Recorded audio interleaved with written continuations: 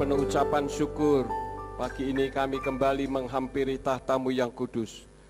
Terima kasih untuk kesempatan indah yang Tuhan berikan, sehingga dengan tubuh yang sehat sebagaimana kami ada saat ini, kami dapat berkumpul bersama-sama dengan umat-umat Tuhan di gereja ini dan di rumah kami masing-masing melalui YouTube dan sebagainya, ya Tuhan. Dan setelah kami memuji-muji Engkau, waktunya bagi kami untuk mendengarkan isi hati Tuhan. Mari Roh Kudus urapi hamba-Mu dan urapi setiap kami yang mendengar firman-Mu dengan urapan yang sama, supaya firman yang ditaburkan dapat kami pahami dan kami mengerti, sebagaimana Engkau memberikan pemahaman dan pengertian kepada hamba-Mu. Dan jika ada kuasa penguasa roh jahat di udara yang berusaha untuk merebut kebenaran firman dari dasar hati dan pikiran kami, dalam nama Yeshua HaMashiach kami tolak dan kami usir. Kau pergi keluar, tinggalkan tempat ini, tinggalkan setiap hati dan pikiran kami, karena hati dan pikiran kami hanya kami tujukan bagi kebenaran firman saja. Berikan kemampuan kepada kami bukan hanya untuk mendengar firman-Mu saja, melainkan juga melakukannya di dalam kehidupan kami. Terima kasih Bapa, silahkan Engkau tegur kami dan ajar kami, supaya kami hidup semakin benar di hadapan-Mu. Demi nama Adonai Yeshua HaMashiach, kami sudah berdoa dan mengucap syukur. Haleluya. Semua yang percaya katakan amin. Shalom Aleichem. Puji Bapak Yahweh, sebagaimana flyer yang sudah saya bagikan kepada Bapak Ibu Saudara sekalian, pada hari ini firman Tuhan saya beri judul Yeshua bukan orang baik.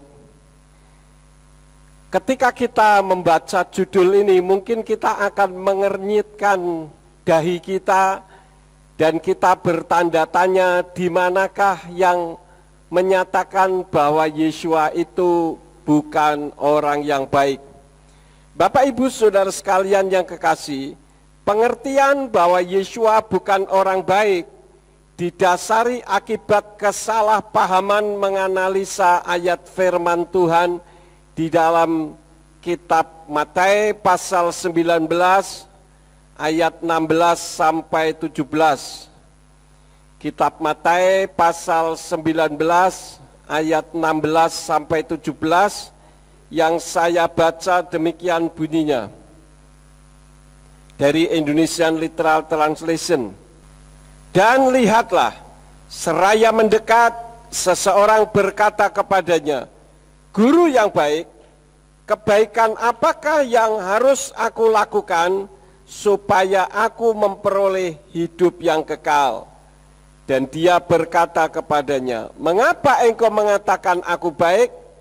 Tak ada seorang pun yang baik, kecuali satu, Elohim. Namun jika engkau ingin masuk ke dalam hidup, peliharalah perintah-perintah.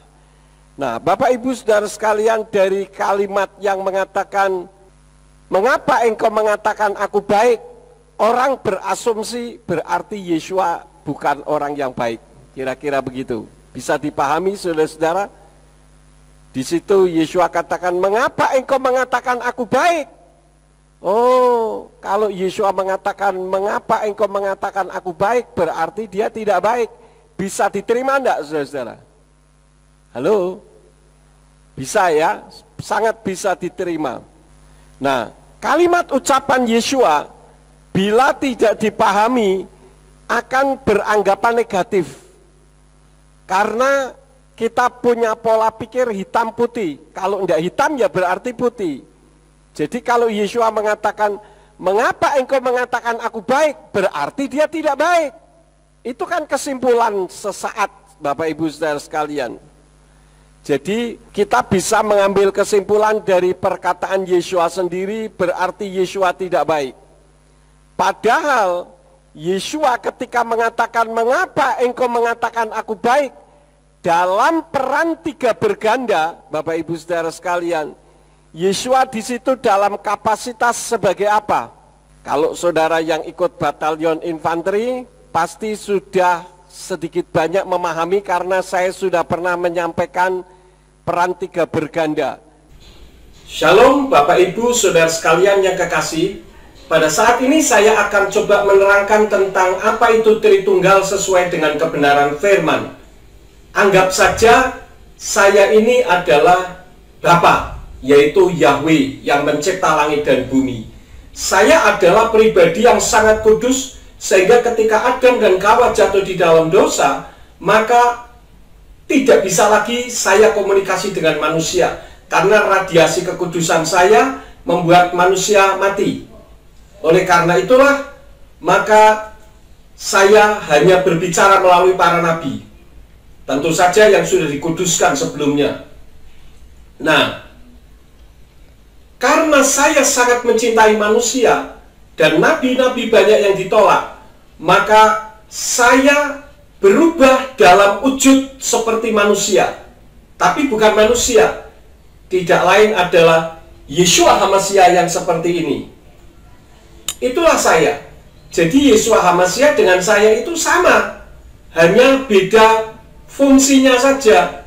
Saya sebagai pencipta, Yeshua HaMashiach yang berbicara kepada manusia sebagai dafar atau firman yang hidup. Tetapi bukan berarti Yeshua HaMashiach itu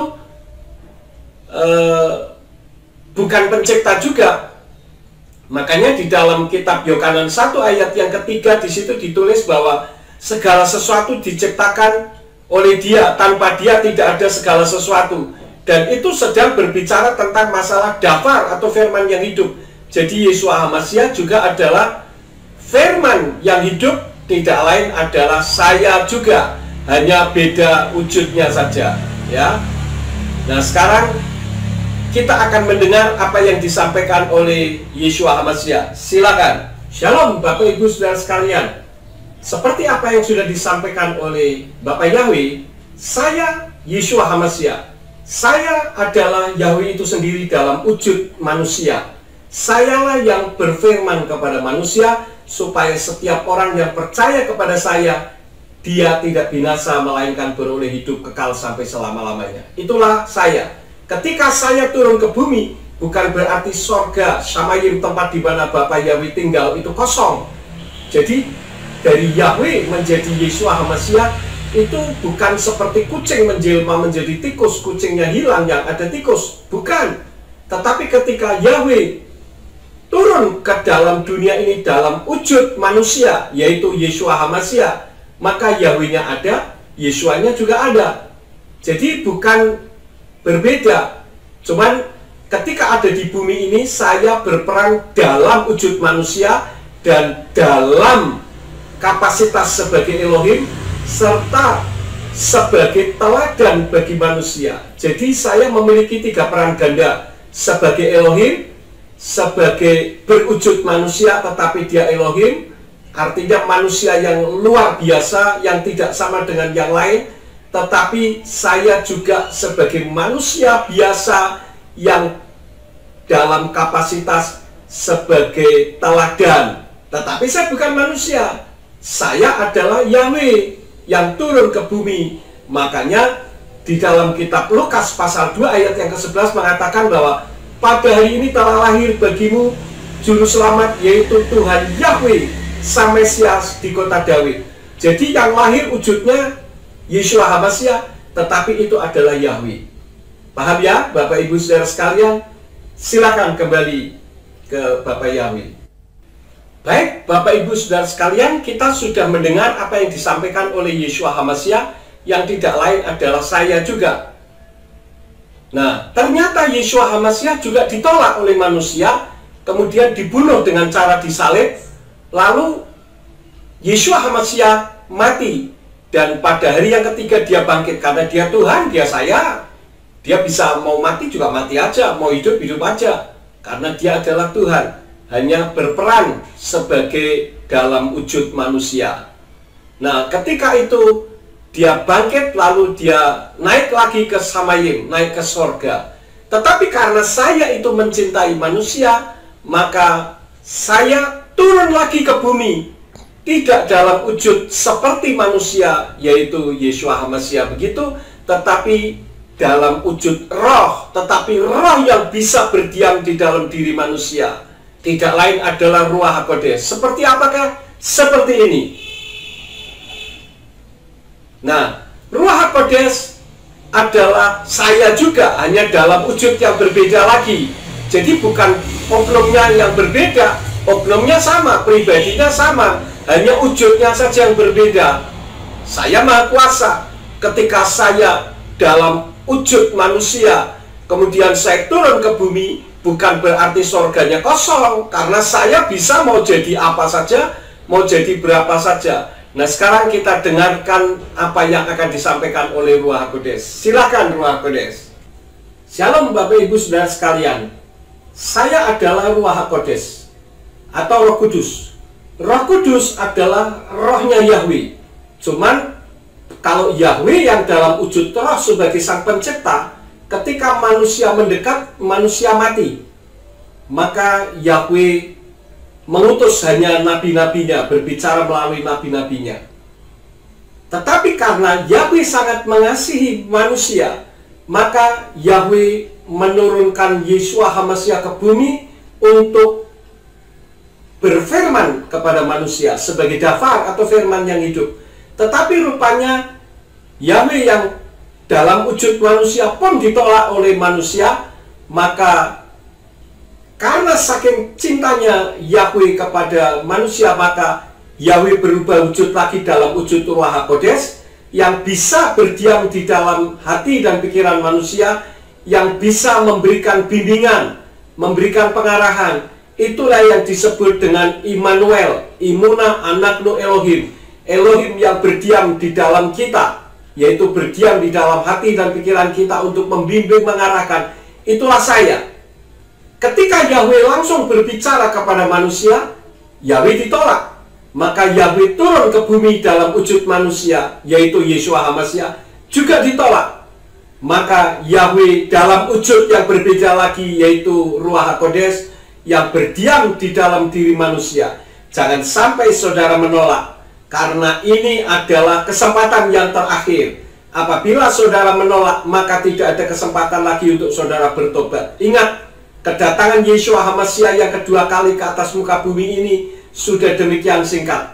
Karena itu saudara harus mempersiapkan diri untuk mengerti tentang Tuhan yang sesungguhnya. Walaupun pemahaman ini tidak mengandung keselamatan, artinya hanya sebagai pengetahuan, setidak-tidaknya saudara tidak menolak Yahweh. Kenapa? Saudara nanti akan dengar sendiri kenapa saudara jangan menolak Yahweh. Karena antara Yahweh, Yeshua, dan saya, Ruach HaKodes, itu satu adanya, bukan tiga. Ini saja yang saya sampaikan, kiranya bisa memberkati Bapak Ibu Saudara sekalian. Shalom. Baik, demikianlah apa yang sudah disampaikan oleh Yeshua HaMashiach dan Ruach HaKodes. Mungkin saudara punya pemahaman lain. Apakah ini ada kaitannya dengan keselamatan? Tidak. Ini hanya berbicara tentang pengetahuan saja. Yang penting saudara tidak menolak saya, Bapak Yahweh, sebagai Tuhan pencipta langit dan bumi dan yang memiliki sorga atau samayim. Kalau saudara menolak saya, saudara mau masuk ke sorganya siapa? Sorga milik saya, milik Bapak Yahweh. Ya, dan Yeshua serta Ruach HaKodes itu kami menyatu lagi. Karena itu setelah Ruach HaKodes kembali ke samayim, ke sorga, karena waktunya sudah sampai, maka saya akan kembali menjadi satu lagi. Nah, demikianlah kiranya apa yang saya sampaikan ini bisa menjadi berkat dan memberikan pencerahan bagi pemahaman saudara tentang Elohim atau Tuhan yang sesungguhnya itu seperti apa. Terima kasih sudah nonton video ini. Saya, Bapak Yahweh, Yeshua HaMashiach dan Ruach HaKodes memberkati Bapak Ibu Saudara sekalian. Amin. Nah, dalam peran tiga berganda, Yeshua berperan dalam kapasitas sebagai contoh manusia, yaitu seperti manusia pada umumnya, yang tentu saja tidak baik.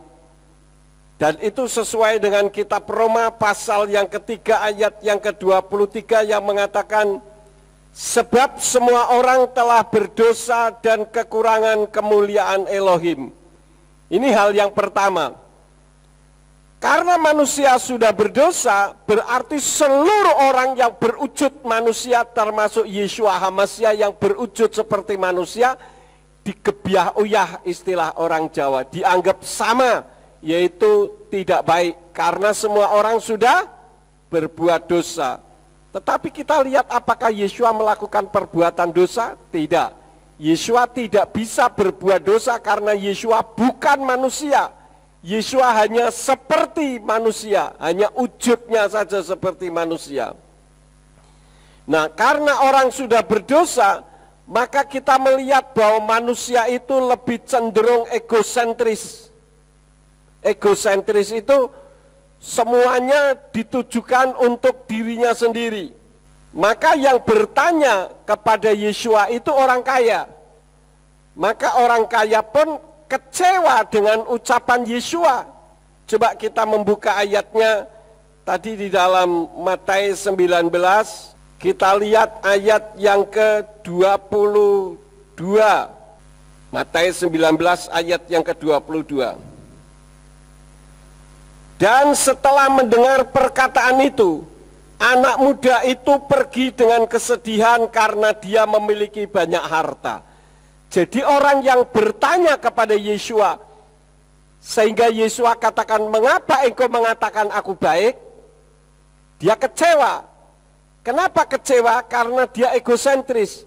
Nah, ini membuktikan bahwa manusia itu tidak sempurna. Yeshua satu-satunya contoh manusia yang sempurna. Karena dalam peran tiga berganda, Yeshua sebagai contoh teladan manusia yang tidak bisa melakukan perbuatan dosa.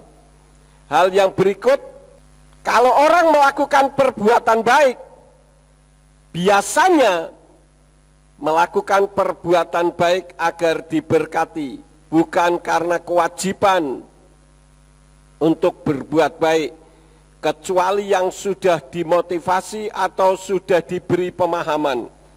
Jadi orang yang sudah mendapatkan kasih karunia, dia akan melakukan perbuatan baik.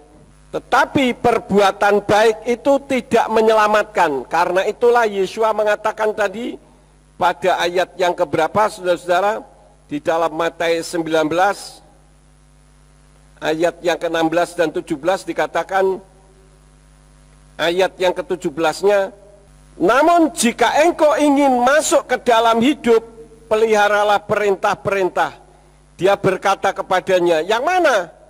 Dan Yeshua berkata, jangan membunuh, jangan berzina, jangan mencuri, jangan bersaksi dusta, hormati ayah dan ibumu, kasihilah sesamamu seperti dirimu sendiri. Ini sudah luar biasa, dan apa yang disampaikan itu adalah di mana orang muda itu melakukan Torah, melakukan hukum.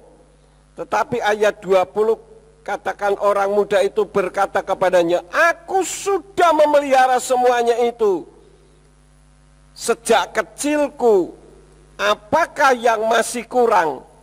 Jadi perbuatan baik yang harus dia lakukan, semua dia sudah lakukan. Tetapi masih ada satu yang kurang, yang ayat 21, Yeshua berkata kepadanya, jika kamu ingin menjadi sempurna, pergilah jualah apa yang menjadi milikmu dan berikanlah kepada orang miskin, dan engkau akan memperoleh harta di sorga, dan marilah ikut aku.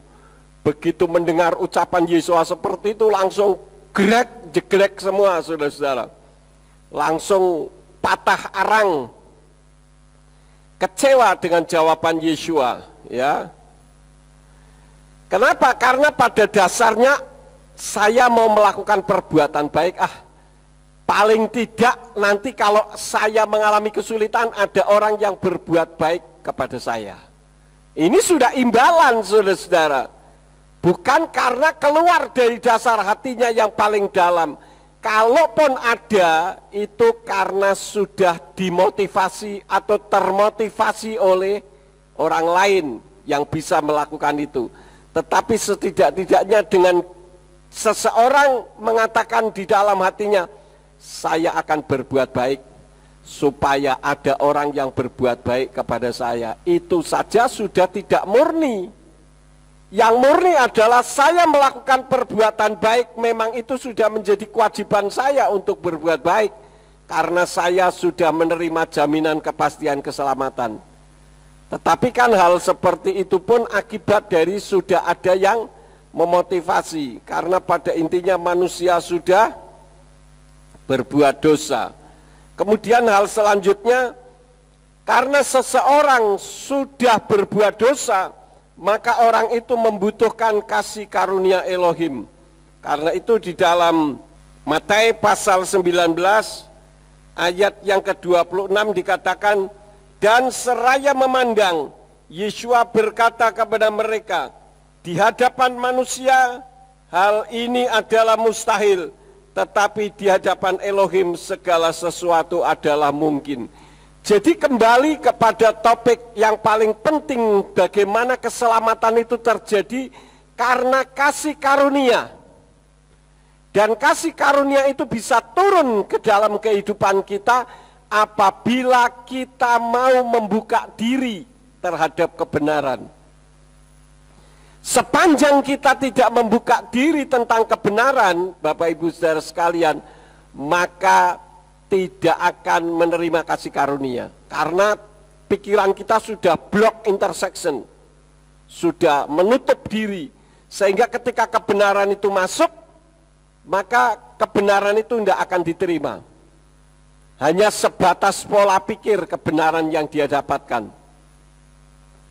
Saudara masih ingat sanggahan yang saya sanggahkan terhadap seseorang dari salah satu gereja di Semarang yang mengatakan, saya tidak anti dengan istilah Yahweh, istilah Elohim, istilah Theos, istilah Kurios. Pertanyaan saya, kalau tidak anti, kenapa mengajar jemaat untuk tidak menyebut? Berarti kan ada rejeksi, ada penolakan di dalam dirinya.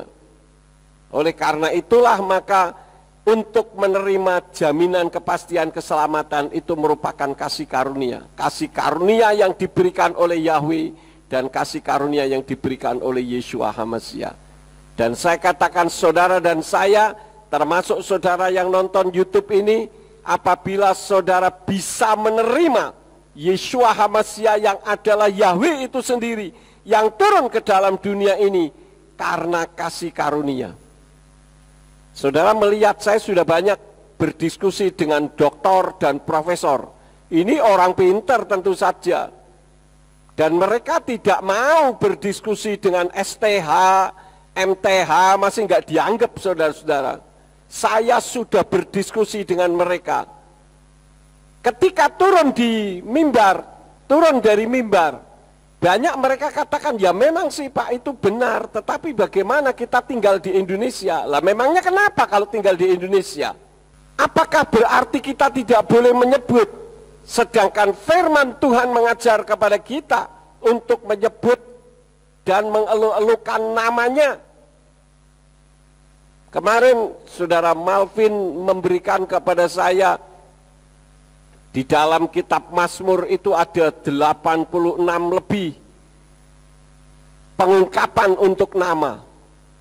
Ada banyak orang mengatakan Pak Yakub ngertinya soal nama saja, enggak masalah bagi saya. Dan selalu yang diberitakan nama. Nah memang yang diberitakan apa? Kalau orang tidak mengajar nama Yahweh juga nama juga yang diberitakan, cuma nama yang lain. Betul enggak saudara-saudara? Kenapa kemudian nama Yahweh yang dijadikan permasalahan? Itu hal yang pertama. Jadi orang bisa salah pengertian kalau tidak memahami ucapan Yeshua akan dianggap ucapan itu negatif dan Yeshua memang orang yang tidak baik. Itu yang pertama. Yang kedua, kenapa Yeshua mengatakan, mengapa engkau mengatakan aku baik? Karena orang yang bertanya itu memposisikan Yeshua sebagai guru, bukan sebagai Elohim. Saya ulang lagi saudara-saudara, ayat yang ke-16. Dan lihatlah, seraya mendekat seseorang berkata kepadanya, Guru yang baik. Jadi apa yang Yesua jawabkan itu karena merupakan jawaban yang tajam. Dia bisa memahami orang itu bertanya dalam kapasitas dirinya sebagai guru atau sebagai Elohim. Kalau dikatakan Tuhan yang baik, nah lain lagi jawabannya. Tapi yang ditanyakan kan guru yang baik. Guru itu berbicara soal orang yang jadi teladan. Orang Jawa katakan guru itu singkatan apa? Digugu lan ditiru, bukan wagu. Kenapa Pak Jito? Wagu dan saru katanya. Tapi kenyataan yang terjadi, guru itu kebanyakan sekarang ini apa? Wagu lan saru, saudara-saudara. Ya, karena beberapa waktu yang lalu ada beberapa guru dalam tanda petik mengajarkan sesuatu pada ditangkapin polisi karena mencabuli anak didiknya sendiri. Ada yang nonton enggak di televisi kejadian itu? Itu bukan satu dua, banyak lagi yang dicabulin.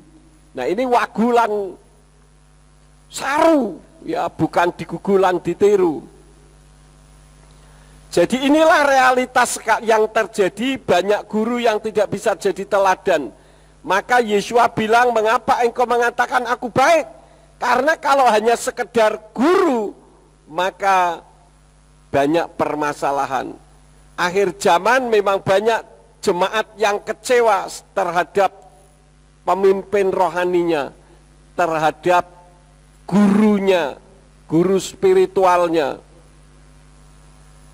Kenapa? Karena pemimpin rohani seringkali tidak melakukan tugasnya sebagaimana seharusnya dia melakukan tugas.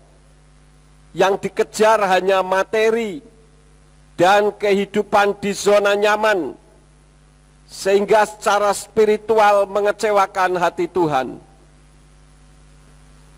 Dulu pada saat saya sebelum dipecat, pimpinan mengatakan kepada saya, Pak Yakub, apakah Bapak kurang di dalam mendapatkan honor istilahnya tiap bulannya? Minta berapa Pak Yakub maunya? Saya bilang saya sudah tidak kurang, tapi saya kurang ajar di hadapan Bapak Yahweh kalau saya tidak mengajarkan kebenaran dan berarti saya membohongin jemaat. Nah kembali arahnya kemana saudara? Duit juga arahnya. Dan kalau saya melayani yang saya tuju adalah uang, sudah lama saya tidak di Indonesia. Paling tidak saya sudah di Hawaii. Jemaat di Hawaii itu ketika saya datang ke sana, sampai nangis-nangis di depan saya. Dia bilang, Pak, mbok tolong gembalakan kami. Gembala kami sudah tidak ada lagi di sini karena tugas di tempat lain. Akhirnya saya merekomendasikan teman saya. Saya bilang saya ada sarjana teologia, pinter main musik. Bagaimana, mau enggak? Karena saya panggilannya bukan di sini.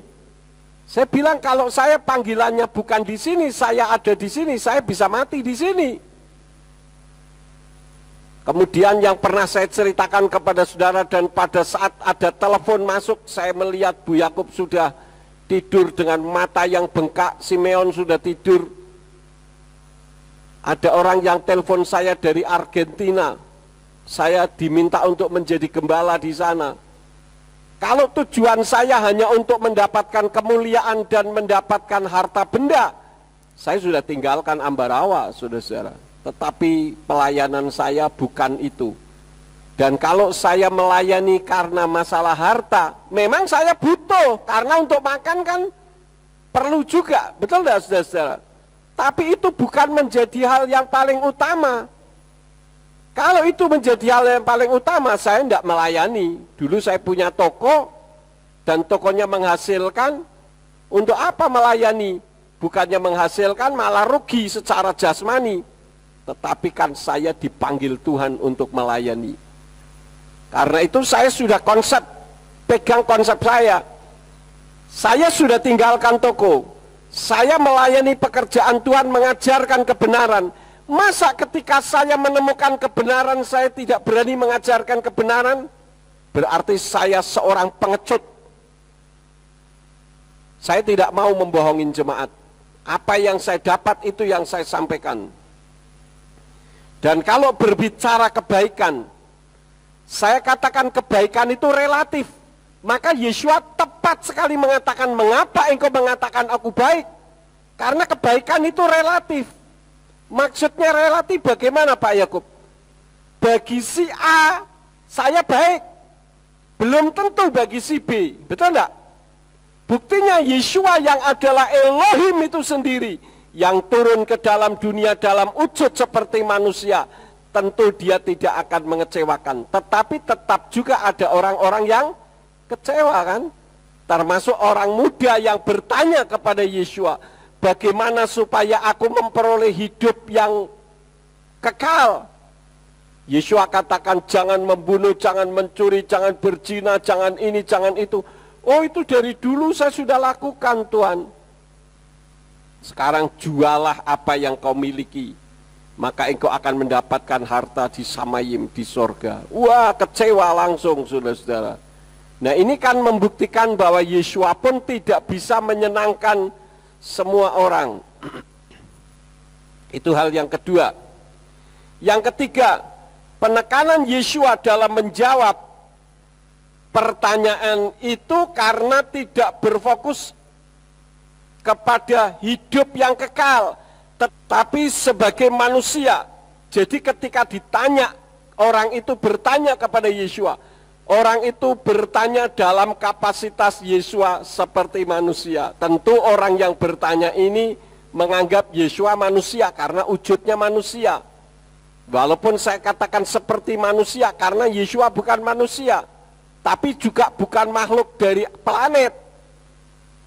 Kenapa? Karena Yesua dilahirkan dari Ruach HaKodes. Saya sudah sering kali dan perlu saya ulang-ulang, supaya orang lebih tahu bagaimana malaikat sendiri mengakui keilahian Yesua.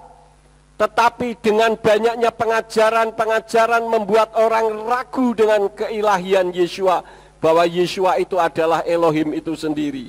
Jadi penekanan Yesua dalam menjawab pertanyaan itu tidak berfokus kepada hidup yang kekal sebagai Elohim, tetapi sebagai seperti manusia sempurna, atau sebagai contoh kehidupan manusia yang baik di hadapan Tuhan. Karena itu ayat yang ke-23 dikatakan apa? Dan Yesua berkata kepada para muridnya, sesungguhnya aku berkata kepadamu, bahwa seorang kaya akan dengan susah payah masuk ke dalam kerajaan sorga. Jadi orang kaya itu perjuangannya lebih kuat. Kenapa? Karena keegoisannya. Karena itu bersyukurlah kalau saudara dikaruniai uang banyak, tetapi saudara masih bisa melayani dengan keuangan saudara. Bagaimana kalau Tuhan memanggil untuk saudara tinggalkan usaha saudara? Ini lebih berat lagi. Dulu saya waktu mau melangkah saja Bu Yakub tidak mau. Ngapain melayani? Karena melayani itu identik dengan kemiskinan. Dulu kan selalu seperti itu. Biar saya miskin di sini, tapi kaya di surga. Nyanyinya sambil terisak-isak lagi saking miskinnya. Pernah di dalam sebuah forum seminar, saudara-saudara, saya tanya, saudara mau miskin di bumi tetapi kaya di surga, atau kaya di bumi tapi miskin di surga? Oh, ada yang tanya, saya mau miskin di bumi tapi kaya di surga. Saya bilang kalau saya moh, karena kitab suci tidak mengajarkan seperti itu.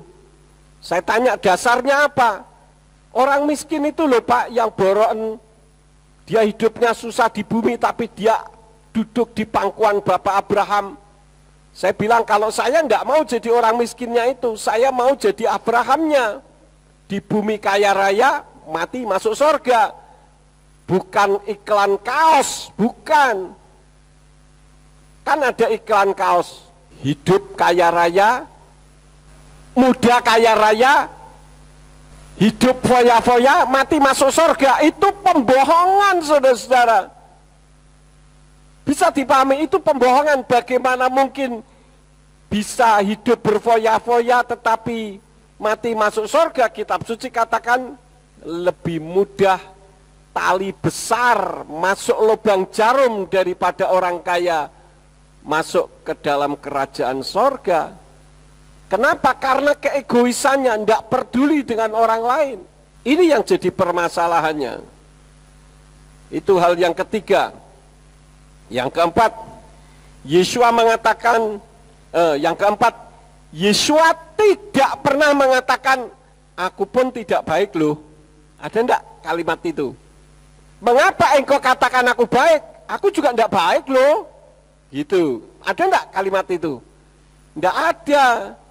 Artinya sebagai Elohim tentu dia baik. Maka Yeshua rela mati bagi manusia. Jadi di sini Yeshua memposisikan dirinya dalam kapasitas sebagai seperti manusia. Tentu dia tidak bisa memuaskan semua orang. Dan itu juga menjadi keyakinan saya. Saya di dalam melayani Bapak Ibu Saudara sekalian, saya melayani semaksimal mungkin, semampu apa yang bisa saya lakukan. Tapi saya menyadari ada juga orang yang tidak suka dengan pelayanan saya. Bukan orang lain, jemaat. Saya yakin seyakin-yakinnya. Bahkan ada orang yang baik di depan saya, tapi di belakangnya sebetulnya tidak suka dengan saya. Saya tahu itu. Ya. Apalagi Tuhan memberikan kepekaan terhadap saya. Tapi kan saya tidak perlu ngomong kenapa kamu di depan saya baik, di belakangnya tidak baik. Saya tahu, saudara-saudara. Betul saya tahu. Karena itu kasih karunia yang Tuhan berikan kepada saya. Termasuk untuk melihat aura. Dari aura saja kelihatan. Tapi ketika saya melihat sesuatu, saya tidak akan ungkapkan. Bahkan terhadap Bu Yakub sekalipun. Hanya untuk pribadi saya. Oh ya, seperti ini. Jadi kelihatan. Kenapa? Karena Yeshua ada agar manusia selamat. Karena itulah di dalam kitab Injil Yohanes pasal yang ketiga ayat yang ke-16 katakan apa? Sebab Elohim demikian mengasihi dunia ini sehingga dia mengaruniakan putranya yang tunggal, supaya setiap orang yang percaya kepadanya tidak akan binasa, melainkan dapat memperoleh hidup kekal. Jadi Yeshua ada di atas muka bumi ini supaya manusia bisa kembali ke fitrahnya ketika Bapa Yahweh menciptakan manusia, hidup kekal. Adam dan Hawa sebetulnya tidak akan mati kalau mereka tidak makan buah pengetahuan hal baik dan jahat. Itu ciptaan Elohim yang maha sempurna. Tetapi akibat ulahnya maka secara jasmani dia mati. Kalau tidak Adam dan Hawa masih hidup sampai sekarang, saudara-saudara. Dan Yeshua turun ke bumi bukan untuk disebut sebagai orang baik, tetapi untuk memberitakan kebenaran tentang keselamatan kekal. Bahkan ketika kita masih berdosa sekalipun, Elohim sudah mengasihi kita. Kita melihat ayatnya di dalam Roma pasal yang ke-5 ayat yang ke-8. Di sana dikatakan, namun Elohim menunjukkan kasih-Nya sendiri kepada kita, bahwa ketika kita masih berdosa, Hamasya sudah mati ganti kita. Karena itu kalau saya mengingat kehidupan lama saya ini jahat sekali, saudara. Ya, saya sudah sering kali katakan, bagaimana kalau saya dulu suka main ngebut naik sepeda motor, ketika ada bis ngeblong ngambil jalur saya pecahkan kacanya dengan saya lempar kerikil, pecah kacanya, saudara. Dan kalau sudah begitu ada rasa kepuasan tersendiri. Ini kan kehidupan jahat. Dulu ada geng motor di Jakarta, saya ikut geng motor. Kalau bisa merugikan orang lain rasanya ada kepuasan tersendiri. Ini kan aneh, hal-hal yang seperti itu. Jadi kalau saya dulu berdosa seperti itu, Yeshua HaMasiah sudah mau mati untuk saya. Ini kan sesuatu yang luar biasa. Itu hal yang keempat. Hal yang kelima, untuk memperoleh hidup kekal di sorga tidak ditentukan oleh melakukan kebaikan. Karena itu di dalam ayat yang ke-16 dikatakan apa? Dan lihatlah seraya mendekat seseorang berkata kepadanya, Guru yang baik, kebaikan apakah yang harus aku lakukan supaya aku memperoleh hidup yang kekal? Ini dibedakan menjadi dua golongan. Yang pertama untuk hidup kekal, dan yang kedua adalah untuk melakukan perbuatan baik. Tetapi kitab suci mengajarkan kepada kita bahwa perbuatan baik yang kita lakukan itu tidak menentukan kita masuk surga atau tidak. Kita melihat ayatnya di dalam kitab Titus pasal yang ketiga ayat yang kelima. Bukan atas dasar perbuatan-perbuatan yang ada dalam kebenaran yang telah kita lakukan, melainkan berdasarkan rahmat-Nya. Dia telah menyelamatkan kita melalui permandian kelahiran kembali dan pembaruan Ruach HaKodes. Jadi perbuatan baik itu tidak menyelamatkan, tetapi karena pembaharuan yang dilakukan oleh Ruach HaKodes. Siapa sih yang bisa mengubah hati saya untuk saya bisa pergi ke gereja? Tidak ada, saudara-saudara. Tidak ada manusia pun yang bisa mengubah hati saya. Dulu teman saya mengajak saya pergi ke gereja pun karena dimotivasi, itu di gereja itu ada perempuan cantik, pergi ke gereja siapa tahu nanti bisa kenalan. Jadi arahnya bukan karena keselamatan, karena saya tidak mau pusing dengan keselamatan. Baru ketika saya sakit berat, saya mau mati. Saya ini sakit berat mau mati itu sudah berkali-kali, saudara-saudara. Yang pertama adalah ketika Tuhan memanggil saya. Saya komplikasi mah lever tifus jadi satu. Dan waktu itu saya antara sadar dan tidak sadar. Saya diajak ikut kebaktian kebangunan rohani yang dilakukan oleh pendeta Morris Cerullo dari Amerika tahun 79 akhir. Itu pertobatan saya. Saya melihat di sana ada orang sedang memuji-muji Tuhan pakai kursi roda, tiba-tiba dia berjalan keluar dari kursi rodanya sembuh. Saya terbelalak. Ini bukan dokter, cuma dinyanyiin kok bisa sembuh ya. Kan aneh, saudara-saudara. Waktu itu saya tidak tahu apa-apa. Kemudian ketika pendetanya mengatakan, saudara-saudara yang ingin sembuh, angkat tangan saudara, angkat tangan kanan saudara, tangan kiri taruh di tempat yang sakit. Saya bingung mau tarik di mana, tubuh saya sakit semuanya. Begitu selesai tidak ada masalah. Pagi harinya masih diajak lagi, ya kok masih ada satu hari lagi, dan perempuan itu datang lagi loh besok pagi, ayo ikut lagi. Saya ikut lagi, saudara-saudara. Jadi motivasinya diajar untuk motivasi yang salah. Tetapi di situ Tuhan tangkap saya untuk saya bertobat tahun 79. Kemarin ketika saya khotbah di program refleksi, Joe Romi dari Surabaya mengatakan berarti Dedi sudah 42 tahun loh sejak pertobatan. Ya puji Tuhan, 42 tahun tapi semangat saya tidak pernah berubah. Karena saya tahu arti makna keselamatan yang sesungguhnya. Kenapa? Karena itu kasih karunia, saudara-saudara. Tidak sembarang orang bisa mendapatkannya. Jadi berbuat baik itu sebetulnya adalah menjadi kewajiban yang harus dilakukan orang. Sebagai orang yang sudah diselamatkan. Bukan biar selamat untuk memperoleh hidup kekal.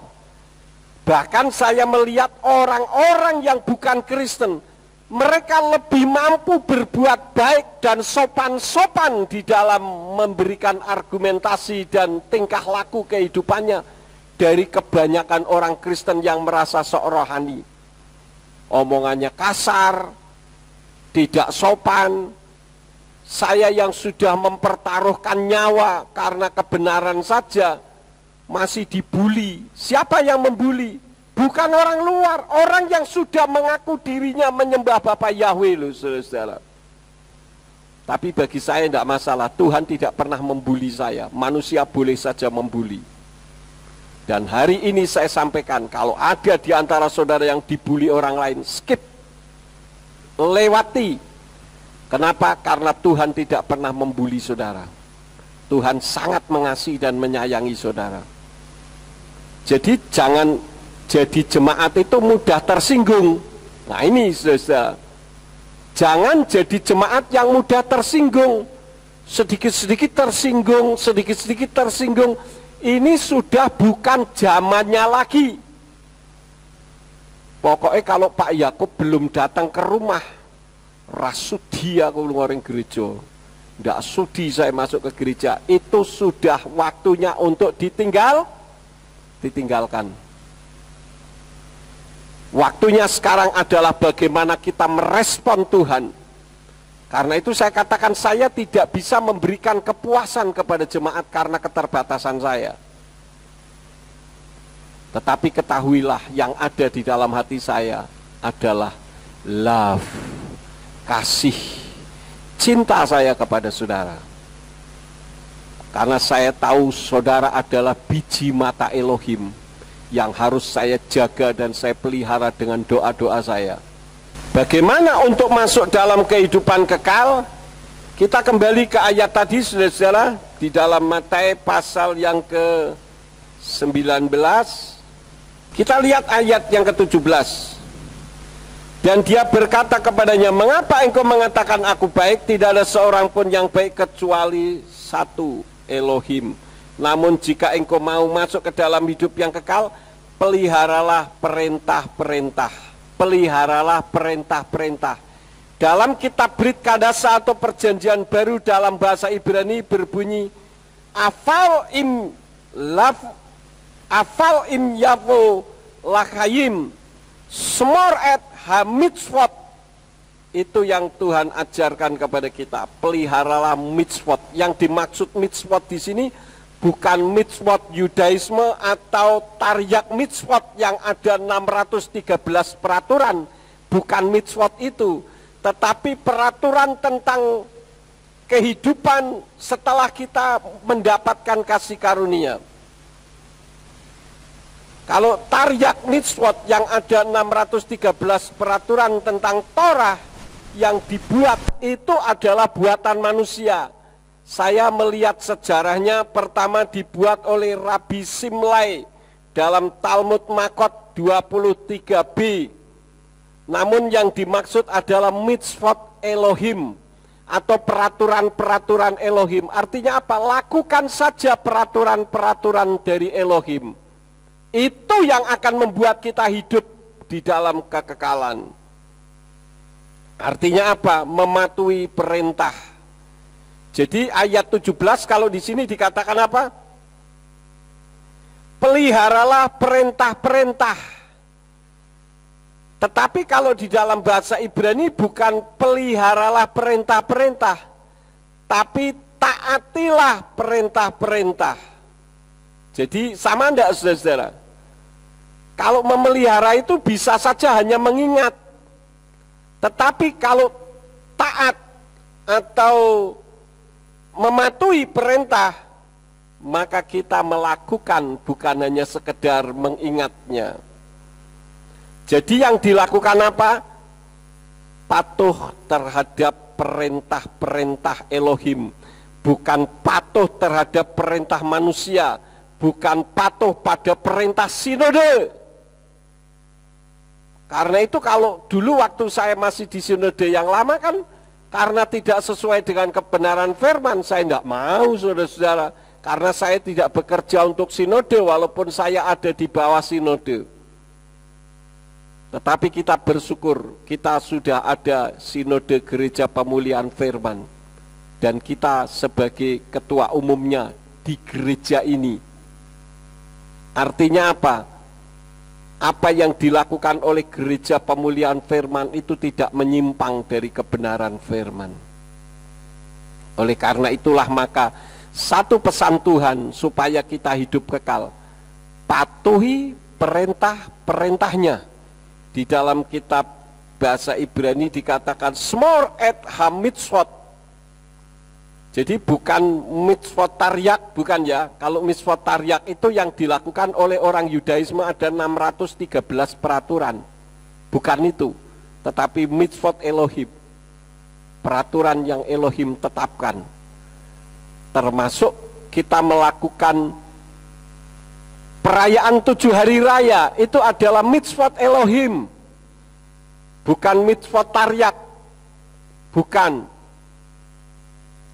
Kalau saya katakan mitzvot taryak ini hanya juklaknya. Ada 613 peraturan. Bukan itu. Dan kalau saudara melakukannya dengan baik, maka tidak akan diragukan kita pasti masuk ke dalam kerajaan sorga. Ini saja yang saya sampaikan kepada saudara pada pagi hari ini. Kiranya menjadi berkat di dalam kehidupan saudara. Jangan kecewa terhadap Tuhan. Manusia boleh mengecewakan saudara, tetapi Tuhan tidak pernah mengecewakan. Amin. Mari kita bangkit berdiri bersama-sama. Ntar kami akan pulang. Kirim malaikat Tuhan untuk menjaga, melindungi kami, tibakan di rumah dengan selamat. Dan sesampainya di rumah ada yang melakukan aktivitas dalam kehidupan mereka. Apa saja yang diusahakan dan dikerjakan yang tidak bertentangan dengan firman-Mu, kiranya dibuatnyalah oleh Engkau berhasil, supaya dengan keberhasilan itu dapat dikembalikan lagi guna hormat dan kemuliaan bagi nama-Mu.